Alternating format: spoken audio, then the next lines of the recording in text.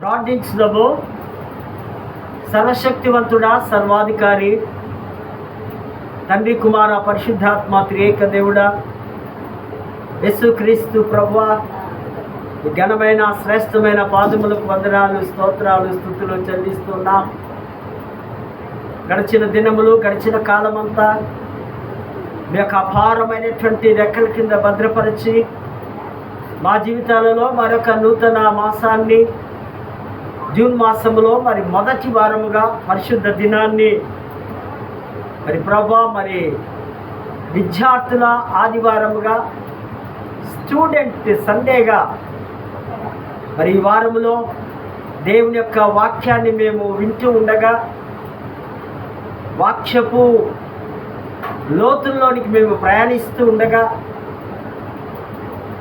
శాశ్వతమైన దేవుని ప్రేమ చేత మమ్మల్ని భద్రపరుస్తూ నింపుతూ, విశ్వాసములో బలులమై స్థిరపడుతూ, సంఘము ముందుకు సాగడానికి సహాయం చేస్తూ, నన్ను సిలువ చాటున మరుగుపరిచి విలువైనటువంటి సందేశము ద్వారా మేమందరము బహుగా దీవించబడులాగున కృపను చూపగలరంటూ యేసు నామమున వేడుకొంచున్నాము తండ్రి, ఆమేన్. దేవుని పరిశుద్ధ నామానికి వందనాలు చెల్లిస్తూ, చేరవచ్చినటువంటి సంఘం అంతటి కూడా క్రీస్తు పేరట మీకు ప్రతి కుటుంబానికి దైవిక శుభములు, ఆశీస్సులు ప్రకటిస్తున్నాను.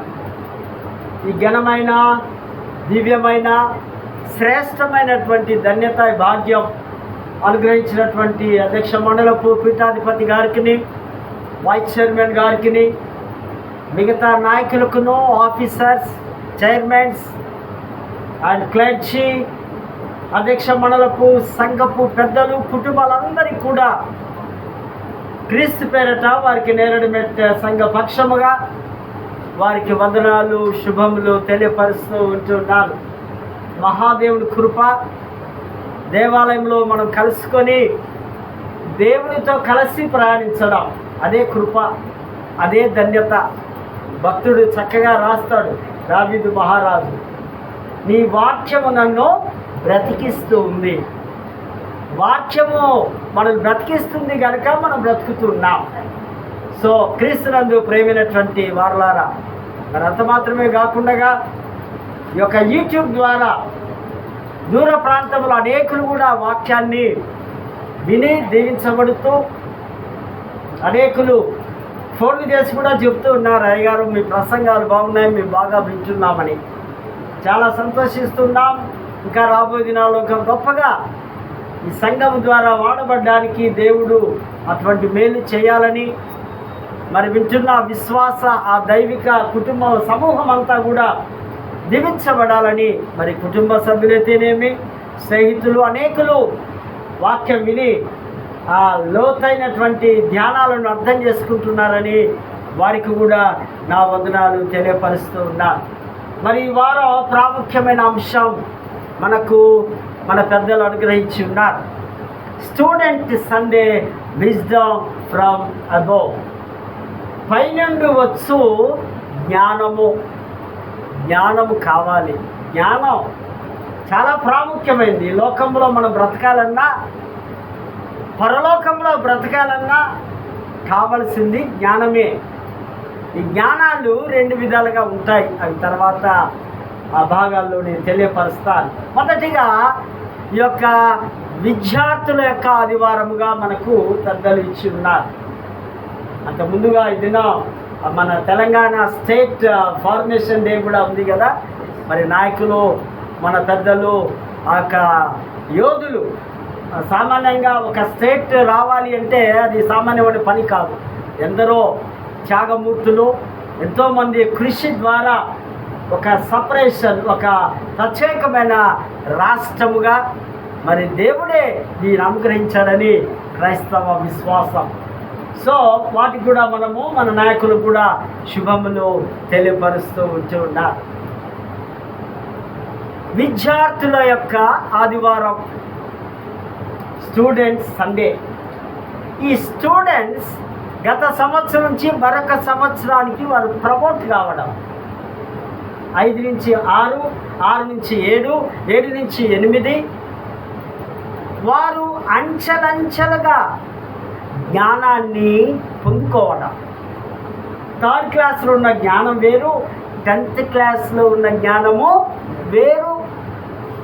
వారు పెరుగుతూ, వారు ఆ జ్ఞానాన్ని పొందుకుంటూ, మరి ఆ యొక్క పేరెంట్స్ వారికి ఏమేమి నీడ్స్ ఉంటాయో అన్నీ ప్రొవైడ్ చేస్తారు కదా.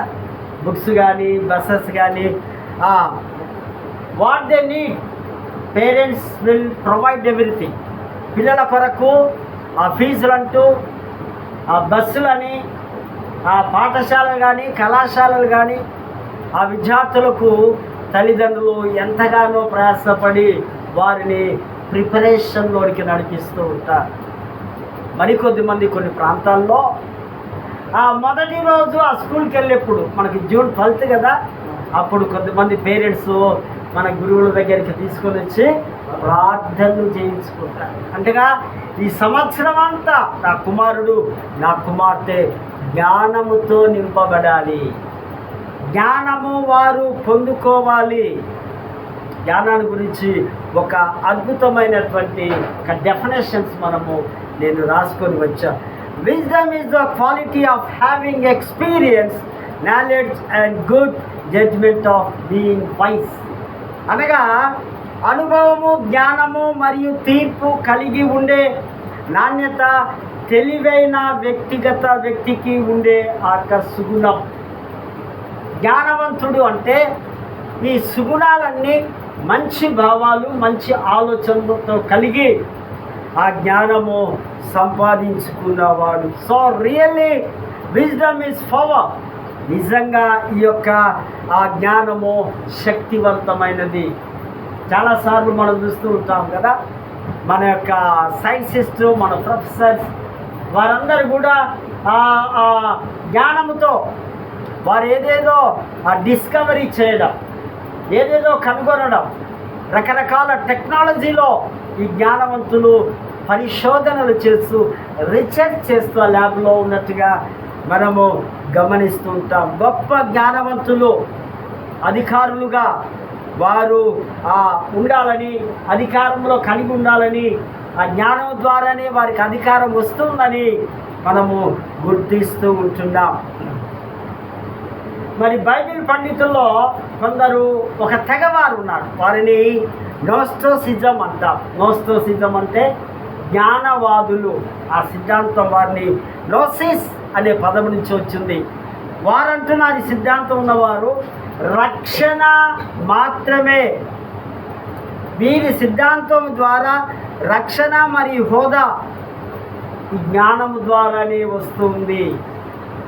ఇది దేవుడి ద్వారా కాదు, వీరికున్న ఆ రక్షణము లేదా చదువు ఆ జ్ఞానము ద్వారానే వీరు పొందగలరు అని జ్ఞానవాదులు ఈ సూక్తిని మనం ఇక్కడ చూస్తున్నాం. we make all arrangement for studies for our children.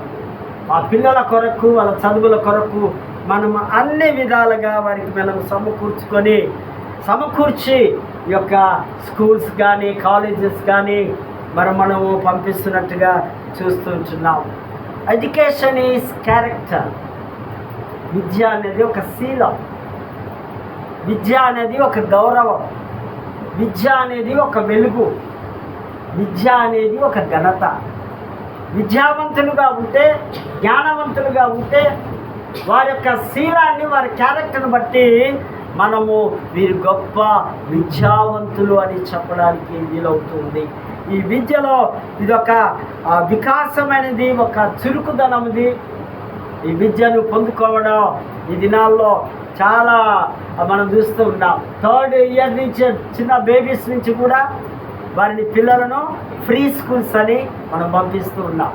కారణం ఏంటంటే వారు ఆ చిన్నప్పటి నుంచే ఆ చేపను క్లీన్ చేస్తాం కదా, రుద్దినట్లు ఆ చదువు కొరకు మరి కార్పొరేట్ స్కూల్స్లో మార్క్స్ కావాలి, ఆ స్కూల్స్కు పేరు కావాలని చక్కగా ఆ షార్ప్గా ఉన్న విద్యార్థులను వారు మరీ రుద్దుతూ ఆ మంచి జ్ఞానంలోనికి నడిపిస్తున్నటువంటి ఇన్స్టిట్యూట్స్ను మనము ఈ దినాల్లో మనము చూస్తూ ఉంటున్నాం. ఈ విద్య చీకటి నుంచి వెలుగులోనికి నడిపిస్తూ ఉంది. ఈ విద్య అజ్ఞానంలో నుంచి వెలుగులోనికి నడిపిస్తూ ఉంది. ఈ విద్యకు ముగింపు లేదు, no full stop. It is continuation up to life. ఇదొక కొనసాగే ఒక ప్రాసెస్, ఒక ప్రక్రియ. అందుకే మనకు ఓపెన్ యూనివర్సిటీస్ వచ్చాయి. జస్ట్ ఒక 30 years నుంచి అనుకుంటా, దగ్గర 35 years నుంచి నీకు వయసు ఉంటే చాలు ఏ విద్య అయినా ఏ అర్హత అయినా నీవు పొందవచ్చు, చదువుకోవచ్చు. జీవితకాలం అంతా. శంకర్ దయాళ్ శర్మ అని ఒకరు ఉండేవారు, మన రాజకీయ కురువృద్ధుడు.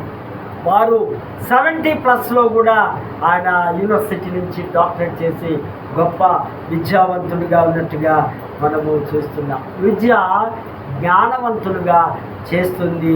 విద్య కంపల్సరీ. విద్య లేని వారిని మన గ్రామాల్లో అంటుంటారు కదా, విద్య లేని వారు ఏమంటా, ఇంత పశువు, వాడు పశువుతో సమానం.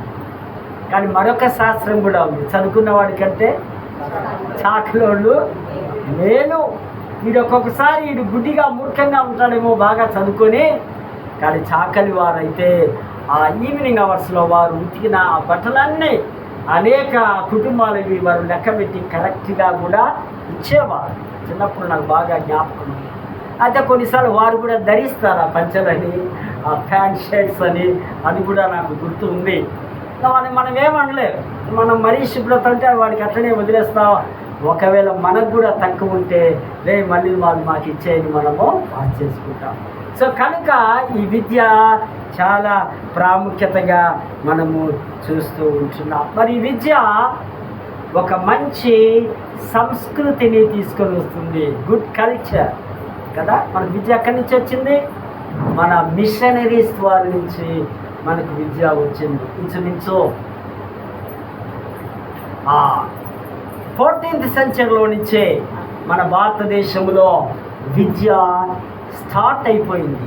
అది వరకు ఆ సంస్కృతాలు, అది వరకు వేదాల్లో విద్యలు ఉన్నాయేమో, కానీ 14వ శతాబ్దంలో నుంచి విద్య వారి వారి భాషల్లోనికి, ప్రాముఖ్యంగా 15th 16th centuryలో బాగా అన్ని భాషల్లోనికి ఆ విద్యను మన దొరలు, మిషనరీస్ భారతదేశంలో తీసుకొని వచ్చినట్టుగా మనము చూస్తూ ఉంటున్నాం. జ్ఞానం అన్నది చాలా ప్రాముఖ్యమైనది. కొన్నిసార్లు మనం అంటూ ఉంటాం కదా, పెద్దలు కూడా అంటున్నాం, నీకు బుద్ధి లేదా, జ్ఞానం లేదా, తెలివి లేదా, ఈ పని చేస్తావా? జ్ఞానము అది పరలోకము నుంచి వస్తుంది. భూలోక సంబంధమైన జ్ఞానం నీ బ్రతకడానికి, నీ స్టేటస్కు, నీ కుటుంబానికి ఒకవేళ అవసరమవుతుందేమో, కానీ పర సంబంధమైన జ్ఞానమట, నీ వ్యక్తిగతమైన ఈ జ్ఞానం నిన్ను పరలోకానికి తీసుకొని వెళుతూ ఉంది. సామెతల్లో కూడా మనం చూస్తాం, ఆ వెండి ఆ నాణ్యములను వెతకడం కంటే జ్ఞానాన్ని వెతకడం మేలు. జ్ఞానమిచ్చువాడు యెహోవాయే. సామెతలు 2వ అధ్యాయం 6-7 వచనములో కూడా మనం చూస్తుంటున్నాం. వెండిని వెతికినట్లు వెతకాలి దేవుని వాక్యాన్ని. నీ వాక్యము నేను వెతకగా అది దొరుకుతూ ఉంది. తూర్పు దేశపు జ్ఞానులు ఏం చేస్తున్నారు? యేసు ప్రభు ఎక్కడున్నాడు అని వారు వెతుకుతూ, ఆ నక్షత్రాన్ని చూస్తూ, ఆ అడ్రస్ కనుగొని ఆ జ్ఞానవంతులు ఇక్కడికి వచ్చినట్టుగా, బెత్లెహేముకు వచ్చినట్టుగా దేవుడి వాక్యాన్ని మనము చూస్తూ ఉంటున్నాం. సొలొమోను ఆ యొక్క ఫస్ట్ లెసన్లో మనం చూస్తాం. గిబియోనులో ఆయన ఉన్నప్పుడు ఆయన ఒక ప్రార్థన చేస్తాడు. ఆయన 3rd king కదా ఇజ్రాయేలు ప్రజలకు. మొదటి రాజు సౌలు, 2వ రాజు దావీదు, 3వ రాజు సొలొమోను, ఇంకెవరి గీత 4వ రాజు. ఎవరి పేరు చెప్తావు? ఆయన పేరు చెప్పు. ఈయన 3వ రాజు ఒక మంచి ప్రార్థన చేస్తాడు. ఏంటి ఆ ప్రార్థన? దేవా, నేను ఈ ప్రజలను పరిపాలించడానికి, ఈ ప్రజలను మంచి దైవ డిసిప్లిన్లో పెంచడానికి నాకు జ్ఞానము దయచేయి. ఎవరైనా రోజా ప్రార్థన చేసుకుంటున్నారండి? ప్రభువా నాకు జ్ఞానము దయచేయి. నా డ్యూటీస్లో, నా ఉద్యోగంలో, నా స్కూల్స్లో, నా కాలేజీలో, నా ప్రీచింగ్లో, నా ప్రార్థనలో, నా సేవలో నాకు కావాలి దైవ జ్ఞానము. ఆ చక్కటి ప్రార్థన చేసినప్పుడు దేవుడు విని జ్ఞానంతో పాటు ఏమిచ్చాడట? మొత్తం ప్రజలు, దేశాలు, రాజ్యాలు, మనుషులు అన్నీ సమకూర్చినాడు. ఇలా ప్రార్థన కేవలం జ్ఞానం కొరకే ప్రార్థన చేస్తే దేవుడు అన్నీ అనుగ్రహించినట్టుగా మనము లేఖన భాగాల్లో మనము చూస్తూ ఉంటున్నాం. అందుకే Colossae 3:2 కూడా మనం చూస్తాం కదా, బుద్ధి జ్ఞానము సర్వ సంపదలు ఎవరిలో ఉన్నాయి? క్రీస్తులో గుప్తమై ఉన్నాయి, క్రీస్తులో దాగి ఉన్నాయి. అవి ఒక్కొక్కటి మనం తీసుకోవాలి. బుద్ధి లేదా? ప్రభు దగ్గరికి రావాలి. జ్ఞానము లేదా? ప్రభు దగ్గరికి రావాలి. సంపద లేదా? ప్రభు దగ్గరికి రావాలి. ఉద్యోగము లేదా? ప్రభు దగ్గరికి రావాలి. వివాహము కావడం లేదా? ప్రభు దగ్గరికి రావాలి. సర్వ సంపదలు, ఎన్ని సంపదలు నీకు అవసరత ఉన్నాయో, ఎన్ని నీ జీవితానికి ఏది కావాలో అవన్నీ పొందడానికి నీవు ప్రభు దగ్గరికి రావాలి. వేరే మార్గము లేదని దేవుడి వాక్యము సెలవిస్తుంది. నీ సమస్త సంపదంతా దారపోసి నీవు జ్ఞానము సంపాదించుకోవాలి. నువ్వేదేదో నీ ఆస్తిని కొనడం కాదు, నీదేదో నీ ఆరోగ్యం కొరకు లక్షలు పెట్టి నీ ఆరోగ్యము పొందుకోవడం కాదు. నీకున్నదంతా ఇచ్చి జ్ఞానాన్ని నీవు పొందుకోవాలని వాక్యము సెలవిస్తూ ఉంది. సృష్టి నిర్మాణములో దేవుడు మహాజ్ఞానవంతుడై సృష్టిని ఒక క్రమములో 6 దినాలు, 6వ దినమున మానవుని తన పోలికలో చేసుకొని ఆ సృష్టి అంతటికి ఆయన ఒక బాస్గా వెళ్ళడానికి దేవుడు మానవుడికి ఆ జ్ఞానాన్ని ఇచ్చినట్టుగా మనము చూస్తూ ఉంటున్నాం. ఇక్కడ మనకు తెలుసు సామెతల గ్రంథం 14వ అధ్యాయంలో ఏముంటుంది? జ్ఞానవంతురాలు తన ఇల్లు కట్టుకొనును, చక్కబెట్టుకొనును. ఇంట్లో ఉన్న భర్తని సెట్ చేస్తుంది, పిల్లలను సెట్ చేస్తుంది, సంసారాన్ని సెట్ చేస్తుంది, బంధువులను సెట్ చేస్తుంది, సంఘాన్ని సెట్ చేస్తుంది, సమాజాన్ని సెట్ చేస్తుంది, దేశాన్ని కూడా సెట్ చేస్తుంది. ఎవరు? మన దేశాన్ని పరిపాలించిన ఒక ఉమెన్ ఇందిరాగాంధీ గారు కదా. ఈ స్త్రీ దేశాన్నే సెట్ చేసింది. ఆమెకేముందట? జ్ఞానము ఉంది. జ్ఞానవంతురాలు కట్టబడుతుందని వాక్యాన్ని మనకు బాగా తెలుసు. మనం చదవబడిన లెసన్స్లో ఒక 2 వేశ్యలను రాయబడింది, కానీ 2 ఒక చెడ్డ స్త్రీలు అని మనం అర్థం చేసుకుంటాం. వారిరువురు ఒకే రూమ్లో పక్కపక్కన ఉన్నారేమో. ఒక 3 days గ్యాప్లో వారు డెలివరీ అయ్యారు, 2 బాయ్స్లో. అప్పుడే ఈయన సీటు మీద కూర్చున్నాడు సొలొమోన్ రాజు. అంతకు ముందుగా ప్రార్థన చేసి ఫుల్ ఆయన మైండ్లో జ్ఞానం ఉంది, కూర్చున్నాడు. ఒక సమస్యను తీసుకొని వస్తున్నారు 2. ఈ సమస్య ఏంటంటే రాత్రికాల సమయంలో ఒకటి తిండిపోతూ నిద్రపోతూ అనుకుంటా. బాగా తిన్నదేమో 1 కిలో. బాగా తినగానే ఏమొచ్చింది?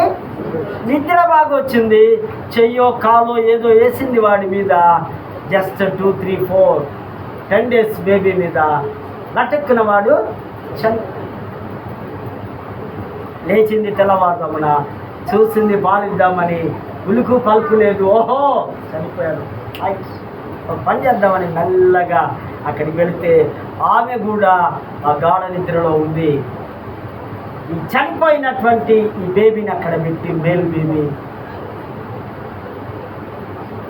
ఈ బ్రతుకున్నటువంటి మేల్ బేబీని తీసుకొచ్చి తన దగ్గర పడుకోబెట్టుకుంది. తెల్లవారిపోయింది. ఈమె చూసింది, బాగా పరిశీలన చేసింది, చనిపోయి ఉన్నాడు. గుర్తించింది, ఈయన నా కుమారుడు. తల్లికి ఎట్లా తెలుస్తుందండి? తల్లికి ఎలా తెలుస్తుందో తెలుసా? అది దైవ మర్మం, దైవ జ్ఞానం. తల్లి తను పాలిస్తున్నప్పుడు తన కుమారుడట ఆ కళ్ళు మీరు గమనించినారా? గీత చూసినారా? వాడు ఏం చేసిండు? నిన్నే చూస్తూ ఉంటాడు కదా, పాలు తాగుతూ ఉంటాడు, ఇట్లా చూస్తూ దిక్కు దిక్కు దిక్కు అంటూ తల్లిని చూస్తూ ఉంటాడు. ఆ చూపును అవన్నీ గుర్తించి ఈయన నా కుమారుడు కాదు. రాజు దగ్గరికి పోయినా, అయ్యా ఇది పరిస్థితి, ఇది పరిస్థితి, ఒకరి మీద ఒకరు చెప్పుకుంటే. రాజులో ఏముంది? జ్ఞానం ఉంది. అప్పట్లో ఎన్డీఏలు లేవు, టెస్టులు లేవు, పరీక్షలు లేవు. ఇప్పుడంటే పరీక్షలు చేయొచ్చు కదా. ఇప్పుడు ఈ టెక్నాలజీలో ఈమెకే పుట్టిందా లేదా అన్నది ఈజీగా చెప్పచ్చు. అప్పుడు ఆ డిఎన్ఏలు అవి ఏమి లేవు. రాజు విని ఒక మంచి అద్భుతమైన సలహా ఇస్తా ఉన్నాడు. ఏమంటున్నాడు? ఒక మంచి కత్తి తీసుకొని వచ్చి ఏం చేయాలట? సొరకాయలు కోసినట్టు సగానికి నరికి సగం దానికి సగం దీనికి ఇచ్చాయి. మానసిక పండితులు చెప్తూ ఉన్నారు, 3 రకాలైన మనుషులు, 3 రకాలైన మనస్తత్వాలు ఉంటాయట. సైకాలజిస్ట్ చెప్పే మాట. నెంబర్ 1 వాళ్ళు ఏమంటారంటే, I am good, you are good. నేను మంచిగా ఉన్నా, నీవు కూడా మంచిగానే ఉన్నా. రెండవది అంటున్నారు, I am bad, you are also bad. నేను చెడిపోయి ఉన్నాను, నేను చెడ్డగా ఉన్నాను, నీవు కూడా చెడిపోయి ఉండాలి. నెంబర్ 3 అన్న ఆ యొక్క వారు, I am bad but you are good. నేను చెడిపోయి ఉన్నాను, నీవైతే బాగుపడాలి. ఈ యొక్క రెండవ వేష అంటుంది, ఈమె రాజుతో చెప్తుంది, రాజా మేక్ ఇట్ 2 పీసెస్. అందుకే నాకేం బాగలేదు. కానీ ఈ మొదటి వేష ఈమె అంటుందట, ఆమె అంటుంది, రాజా వాడు ఎక్కడున్నా ఉండని, బ్రతకని, పర్వాలేదు, దానికే ఇచ్చేసాయి. రాజా అది మంచిగా ఉంటే చాలు, వాడు మంచిగా ఉంటే చాలు, నాకేం అవసరం లేదు అనగానే జ్ఞానవంతుడు కదా, ఏమర్థమైంది ఆయనకు? ఓహో, నిజమైనటువంటి కుమారుడు ఈ కుమారుడేని ఈమెకి ఇవ్వడము జరిగింది. మనము రెండవ దాని మీద మనం ఉండాలి. మూడవగా ఐ యామ్ బ్యాడ్, నేను చెడిపోయినా పర్లేదు, మీరు మాత్రం మంచిగా ఉండాలనే ఆలోచనలో మనం చూస్తున్నాం. ఈ జ్ఞానము, wisdom to discourage, discharge our duties and responsibilities. మన యొక్క బాధ్యతలను, మన యొక్క పనులను ఆ జ్ఞానము ద్వారా మనము తీసుకోగలము, పొందుకోగలము. Wisdom gives ability. అది ఒక మన సామర్థ్యాన్ని కూడా పెంచుతుంది. ఎబిలిటీ మనకు వస్తుంది ఆ జ్ఞానము ద్వారా. we need ability, it's comes through granted by God. ఈ యొక్క సామర్థ్యము కూడా దేవుని నుంచే మనం పొందుకుంటాం, దేవుని నుంచే మన అవసరతలన్నీ తీర్చుకుంటామని దేవుని వాక్యము సెలవిస్తుంది. కనుకనే సొలొమోను రాజు చూడడానికి ఎవరు ఇచ్చినారు? షీబా దేశం ఒక రాణి, ఒక లేడీ. ఎట్లుంటాడో చూద్దాం. మరి ఎంత అందగాడా, జ్ఞానవంతుడా. ఇది సామాన్యమైన తీర్పు కాదు. ఆయన ఆ యొక్క ప్రతిష్ట, పేర్లు అంతా చుట్టుప్రక్కల దేశాలు, అన్య దేశంలో ఉన్న వారందరూ కూడా ఆయనను చూడాలని వారు ఆ రథాలు ఎక్కి, మరి కొన్ని కానుకలు కూడా తీసుకొని వచ్చింది కదా, బంగారం తెచ్చింది, తీసుకోండి గిఫ్ట్, ఒట్టిగా మేము మిమ్మల్ని చూడడానికి రాము. కనుక ఆయన ఈ జ్ఞానాన్ని ఒక కిరీటంతో పోలిస్తూ ఉంటారు. జ్ఞానమట కిరీటము లాంటిది, హోదా కలిగింది, గౌరవం కలిగింది, ప్రతిష్టత కలిగింది. మానవుడికి గౌరవము ఎంతో అవసరతగా ఉంటుందని వాక్యము సెలవిస్తుంది. మత్తయి సువార్త 13:54 యేసుక్రీస్తు వారు ఒకసారి ఆ నజరేతులో బోధిస్తూ ఉంటే అక్కడున్న వారందరూ కూడా అంటారు, అరే ఇంత జ్ఞానము, ఇన్ని అద్భుతాలు చేసే వీళ్ళకి ఎక్కడి నుంచి వచ్చింది జ్ఞానం? ఆశ్చర్యపోతున్నట్టుగా మనము లేఖన భాగాల్లో మనము చూస్తూ వచ్చినాం. మరి పత్రికల పాఠంలో కూడా చూస్తే ఈయన యేసు ప్రభు వారి యొక్క తమ్ముడు అని పండితులు అంటూ ఉంటారు. ఆయన క్రీస్తు శక 45-46 సంవత్సరంలో ఈయన ఆ పని చేసే విశ్వాసం, ఈయన పత్రికలంతా కూడా ఆ చెదరిపోయిన సంఘపు వారు లేదా 12 గోత్రముల వారు, ఆ యూదా ఆ యెరూషలేము ప్రాంతంలో ఉన్న తను కాపరిగా ఉన్నాడు కొన్ని సంవత్సరాలు, వారికి ఈ పత్రికను రాస్తూ ఉంటూ ఉన్నాడు. Ask to God. ఈయన మాట ఒకటే, మీకు ఎవరికైనా జ్ఞానము కొదువుగా ఉంటే ఏం చేయాలట? దేవుణ్ణి అడగాలి. ఆస్క్. ఏమడుగుతావు? జ్ఞానాన్ని అడిగితే జ్ఞానంలో సర్వ సంపదలు నీకు వస్తాయి. మొదటిగా మనం అడగాల్సింది జ్ఞానము అడగాలని ఇక్కడ వాక్యము సెలవిస్తుంది. Ask to God whatever we need. ఏది అవసరం ఉందో అది అడగాలి. Apart from our efforts to gain knowledge we need to see blessings from God. ఏదైతే మనం అడుగుతామో అవన్నీ కూడా జ్ఞానం అంతా కూడా ఒకనొక దినం మనము పొందుకోగలం. దేవుని ఆశీర్వాదం నుంచి మనము చూడగలము అని వాక్యము సెలవిస్తుంది. ఆయన ధారాళంగా ఇచ్చే దేవుడు. Not once, just keep on asking God. ఒక్కసారి మాత్రమే కాదు, ప్రతిసారి కూడా, ఎవ్రీ టైం ఆయన ఇచ్చే దేవుడు. అడుగుడి మీకు ఇవ్వబడును. నువ్వు అడగాలి, నోరు తెరిచి విశ్వాసంతో అడగాలి, పరిపూర్ణంగా అడగాలి, సంపూర్ణంగా అడగాలి, మనస్సు విప్పి అడగాలి. అడుగుతున్నది ప్రతిదీ పొంది ఉన్నామని నమ్మాలి. సింపుల్. మీరు నమ్మితే అద్భుతాలు, ఆశ్చర్యకార్యములు చూడగలరని వాక్యము సెలవిస్తూ ఉంది. ఈయన చెదిరిపోయిన ఆ గొర్రెల కొరకు రాస్తూ ఉంటున్నారు. 2వ వచనంలో, మీరు నానా విధములైన శోధనలు వస్తుంటాయి కదా లోకంలో బ్రతుకుతున్నప్పుడు. ఇక్కడ ఈ శోధన అనే మాట పైరాస్మాయ్ అనగా ఆ హింసలకు, సైతాను నుండి కలిగే ఆ వేదనలు, ఆ ఒత్తిడిలు, ఆ స్ట్రెస్ సైతాను ఇస్తూ ఉంది. ఈ శ్రమలన్నీ కూడా మీరు ఆనందముతో ఎదుర్కోవాలి. శ్రమలు వస్తే ఆనందమా? భక్తుడంటాడు దావీదు, శ్రమ పొందుట నాకు మేలాయెను. మేలేంటే ఆరోగ్యంగా ఉంటే మేలు కాదు, కడుపు నిండా తింటే మేలు కాదు, ఒక 4-5 మైళ్ళు బలంగా పరిగెత్తితే మేలు కాదు. శ్రమ పొందుట నాకు మేలు. సైతాను శోధకుల నుంచి అనేకమైనటువంటి హింసలు వస్తుంటాయి. అవన్నీ మీరు ఆనందముతో ఎదుర్కోవాలి. ఈ శ్రమలను అంటున్నారు పైరాస్మాయ్. గ్రీకు భాషలో రాస్తూ ఉన్నారు. 4వ వచనంలో కూడా మనం గమనించినట్టే, మీరు సంపూర్ణులు కావడానికి, పరిపూర్ణులు కావడానికి గ్రీకులో టిలియోస్.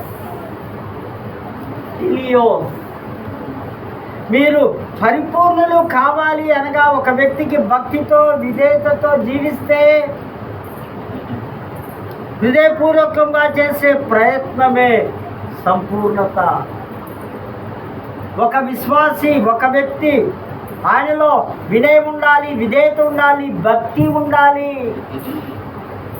అప్పుడట మీరు సంపూర్ణంగా, మీరు ఫలభరిత, హృదయపూర్వకముగా మీరు ఫలించాలి. 5వ వచనంలో, జ్ఞానము కొదవగా. జ్ఞానం అంటే జీవితాన్ని ఆధ్యాత్మిక దశలో నుంచి, ఆధ్యాత్మిక శక్తి చేత, దేవుని దృష్టికోణంలో నుండి జీవింపజేయడమే విజ్డమ్. ఆధ్యాత్మిక కోణం, దేవుని దృష్టి, దేవుని తలంపులు, దేవుని కొరకే జీవించడమే జ్ఞానం. బాగా చదువుకొని సివిల్స్, ఐఏఎస్, ఐపీఎస్ జ్ఞానవంతులు ఈ లోకంలో మాత్రమే. దేవుని దృష్టిలో జ్ఞానవంతులు ఎవరు అంటే భక్తి విశ్వాసములో దేవుని కొరకు బ్రతుకున్న వారి జ్ఞానవంతులని లేఖన భాగాలు సెలవిస్తున్నాయి. యాకోబు 2 విధాలైనటువంటి జ్ఞానాన్ని బోధిస్తూ ఉన్నాడు.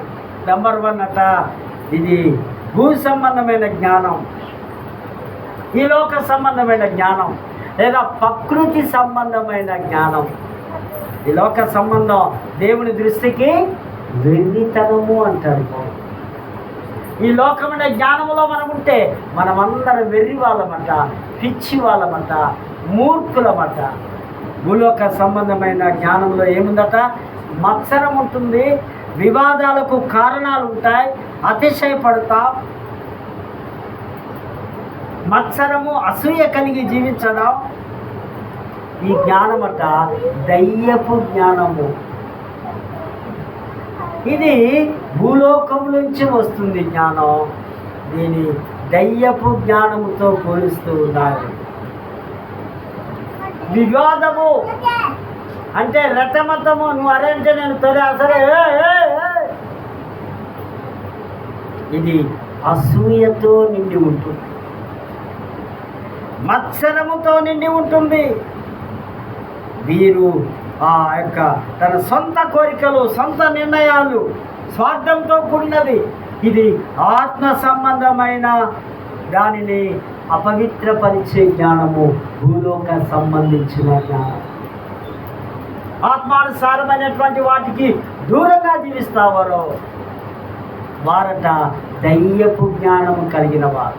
చాలామందిని మనం చూస్తుంటాం కదా సంఘాలలో, దేశంలో. దయ్యపు జ్ఞానం నేనే. ఈ మధ్య మోడీ అంటున్నారట, స్టేట్మెంట్లో మనం చూస్తున్నాం, ఐఎమ్ గాడ్. ఒకప్పుడు రోమన్ చక్రవర్తులు అదే అన్నారు. డెమోషన్ చక్రవర్తి, నీరో చక్రవర్తి, వీరందరూ వారి ప్రతిభను పెట్టుకొని నెబుకద్నెజరు రాజు క్రీస్తు పూర్వం, ఇదిగో నేను దేవుడిలో నాకు దుఃఖండి. వీరట దయ్యపు జ్ఞానము కలిగిన వారని ఇక్కడ మనకు తేటగా చూస్తున్నాం. 17వ 18వ వచనంలో పరలోక సంబంధమైన జ్ఞానము, ఇది పైనుండి వచ్చే జ్ఞానం. పైన ఏముంది? దేవుని యొక్క సైన్యం ఉంది, దేవుని యొక్క పరిశుద్ధత ఉంది, దేవుని యొక్క ప్రేమ ఉంది, దేవుని యొక్క కుమారుడైన యేసు ఉన్నారు. అక్కడి నుంచి ఆయన జ్ఞానాన్ని పంపిస్తూ ఉన్నాడు. చక్కగా రాస్తున్నాడు 3వ అధ్యాయంలో 16, 17వ వచనంలో. అదేట మొదటిగా పవిత్రమైనది, సమాధానకరమైనది, మృదువైనది, సులువముగా లోబడినది, కనికరము గలది, ఆత్మఫలములతో కూడినది, నిన్ను సత్యములోనికి నడిపించే జ్ఞానం. ఇది పరలోక సంబంధమైన జ్ఞానం. ఇది దేవుడు తన బిడ్డలకు ఉచితముగా ఇస్తూ ఉన్నాడు, ఫ్రీగా ఇస్తున్నాడు. మనము ఫ్రీగానే పొందుకోవాలి.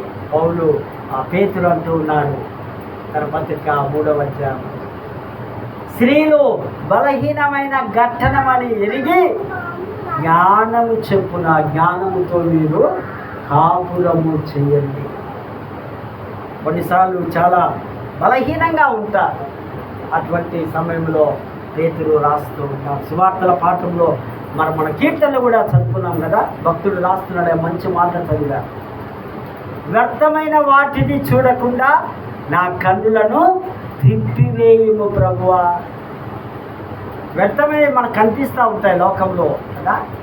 దారిలో పోతూ ఉంటే, సంఘంలో తిరుగుతూ ఉంటే, సమాజంతో మాట్లాడుతూ ఉంటే అనేకమైనటువంటి డస్ట్బిన్స్ మనకు, ఆ వేస్ట్ బిన్స్ మనకు, అవి చూడకుండా ఈ యొక్క ఆత్మతో నింపబడిన వాడు లేదా జ్ఞానంతో నింపబడిన వారు చూడకుండా నా కన్నులను త్రిప్పివేయు.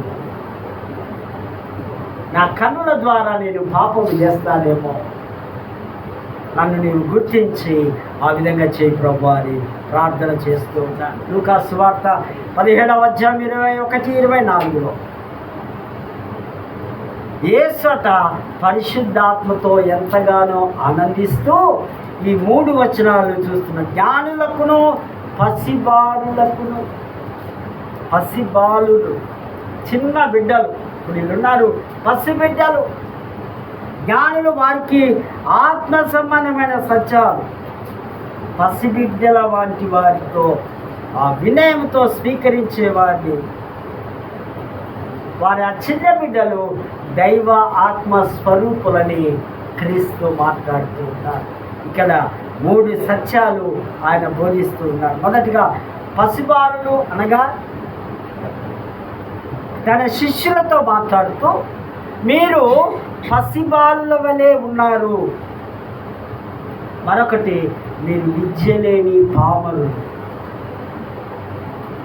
మీకు జ్ఞానము లేదు, మీరు పసిబాలుల వలె ఉన్నారు, మీరు సాధారణ వ్యక్తులుగా ఉన్నారు, మీరు దేవుని గురించిన జ్ఞానమును సులభముగా అంగీకరించరు, మీకు అర్థం కాదు.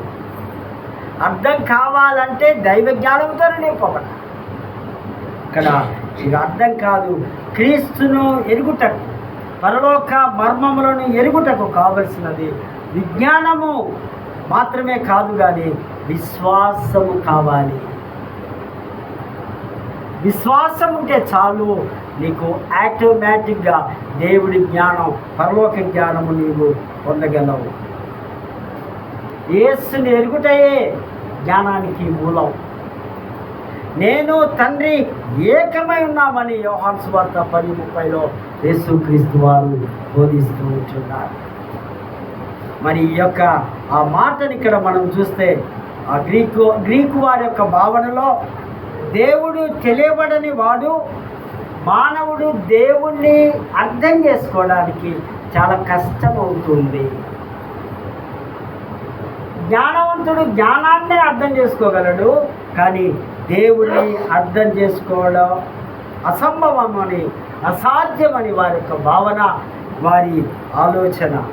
22వ వచనంలో దేవుని వాక్కును అంగీకరించడానికి, త్రోసిపుచ్చడానికి తమ జ్ఞానం చాలు అనుకునేవారు కుమారుని సహవాసం నుండి కూడా, ఆ పరిచయం నుండి కూడా వారు తొలగింపబడతారని వాక్యము సెలవిస్తుంది. ప్రేమైనటువంటి బాబా, క్రీస్తు ఎక్కడ ఉంటే అక్కడ మనం వెతకాలి.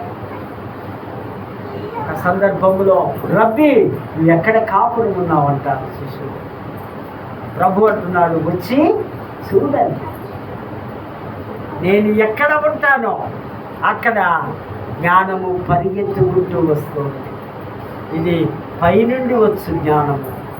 ఈ జ్ఞానముతో మన చిన్న బిడ్డలను, ఇప్పుడు ఈ చిన్న బిడ్డలు ఉన్నారు, వారికి ఈ లోక జ్ఞానంతో పాటు తల్లిదండ్రులు దైవిక ఆధ్యాత్మికమైన జ్ఞానం రోజు ఒక 4-5 వచనాలైనా కంటత చేపిస్తూ స్కూల్కు పంపించడం, స్కూల్ నుంచి వచ్చిన తర్వాత ఒక చిన్న మాట బిడ్డల నోటిలో నుంచి వచ్చినాడు అనగా ఆ చిన్న ఆ వయసులో నుంచే దైవత్వాన్ని గుర్తించులాగా తల్లిదండ్రులుగా మనకి ఎంతో రెస్పాన్సిబిలిటీ, ఎంతో డ్యూటీ కనుక అటువంటి కృపలో, అటువంటి యొక్క దయలో ఎదుగులాగున దేవుని యొక్క ఆ గొప్ప కార్యముల కొరకు కనిపెట్టుకుంటూ ఆ జ్ఞానంతో నింపబడడానికి పరిశుద్ధాత్మ దేవుని యొక్క కృప, దైవాశిస్సులు దేవాది దేవుడు మనకందరికీ సమృద్ధివంతంగా అనుగ్రహించును గాక.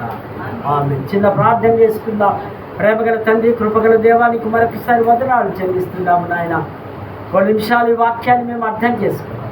మా బిడ్డలను పరలోక జ్ఞానంతో నింపబడ్డానికి, ఆ జ్ఞానాన్ని పొందుకోవడానికి, ఆ జ్ఞానాన్ని రుచి చూడడానికి మాకు సహాయం చేయగలరంటూ యేసు నామమున వేడుకుంటున్నాము తండ్రి. ఆమేన్.